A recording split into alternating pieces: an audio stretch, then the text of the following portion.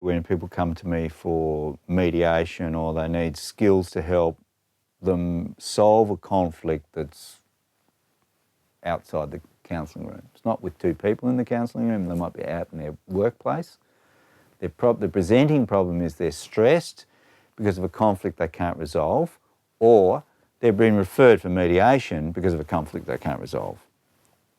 My intervention is the same thing. I teach them something.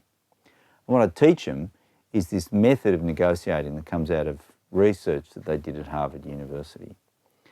And they did observational studies, so they just observed people.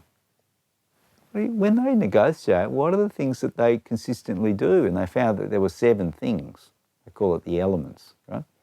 It's like the periodical table of elements, or the elements of the universe. Well, these are the 7 elements, the building blocks of negotiation. So I'll quickly touch on them, and then I'll give you an example of how this works. So the first thing is, and the other thing is, there's no starting point. The way I see it is, you want to be the eagle flying above the process of the discussion and directing it, right?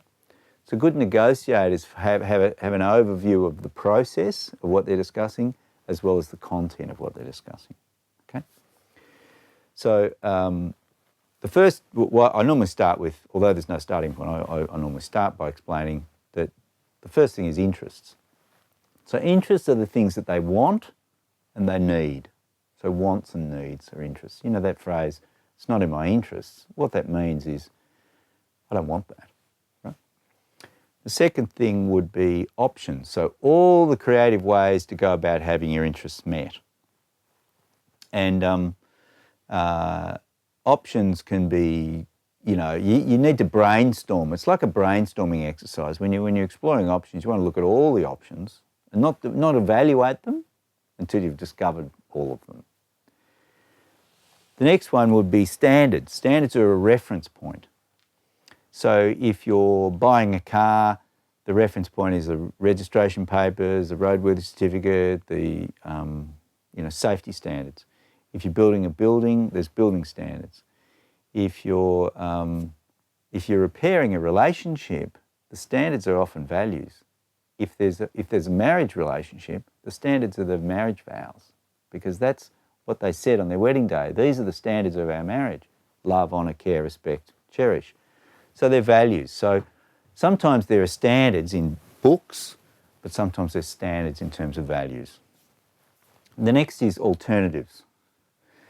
The alternative is the alternative to a negotiated agreement. If they can't agree on something, they have to resort to their alternative. If you can't buy the car at the price you want, you have to go down the road to the other one, don't you? So that's the alternative. The next will be communication, all the ways of communicating, verbally, non-verbally, and also generating the setting for a discussion. Next would be relationship, and you negotiate differently based on what the relationship is. You'll negotiate differently with a spouse than you will the neighbour 4 doors down. And finally, the last one is commitment, the things you commit to. And for each of these elements, there's 7, there's kind of 2 parts to it. There's, your own, let's say if it's interests, your own interests, and then the other person's interests. So a good preparation is to try to reflect on that. What do I want? What do I need? What do I think they want or need? So for each of these, you reflect on the 2 parts. So I teach them that. I teach them those 7 things, and then I go through an exercise where generally I always start by teaching them, then I listen to their story, then I say, okay, I've taught you something, I've listened to your story, how are you going to prepare for this meeting using what I've just taught you? The beauty of the Harvard model is that you're able to diagnose in real time what the problem is in your discussions. So if the relationship's failing, you reference the relationship. If you haven't quite discovered what the interests are, you go there. If the way they're communicating to you is unhelpful, you reference that. If they haven't got some standard that they're helping you with, or they're referencing a subjective standard, you attempt to find an objective standard, one that meets the interests of both parties. So it's sort of like in real time, you're actually understanding it's a dynamic thing and you move around the model. And I use a picture to explain it to people. I don't give them, I give them a whole lot of writing. I say, well, read that. But when I explain it in a picture. And then I'm able to also quite often they'll explain to me a problem. I've got this problem at work and I'll say, okay, so explain the method. And I say,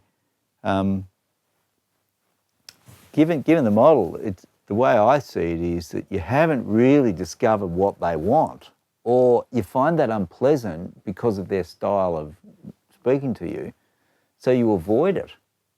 Whereas you have to go up to the problem and ask a lot of questions. You have to be curious. You have to ask questions in a way that's going to teach you, and you have to explain why you want to know that information. You want to know that information in order to discover that you might be able to meet their needs. And then they go into the meeting and I will say, look, prepare an opening statement, because opening statement is sort of like a global comment about what you want to talk about in the meeting. So that generally helps.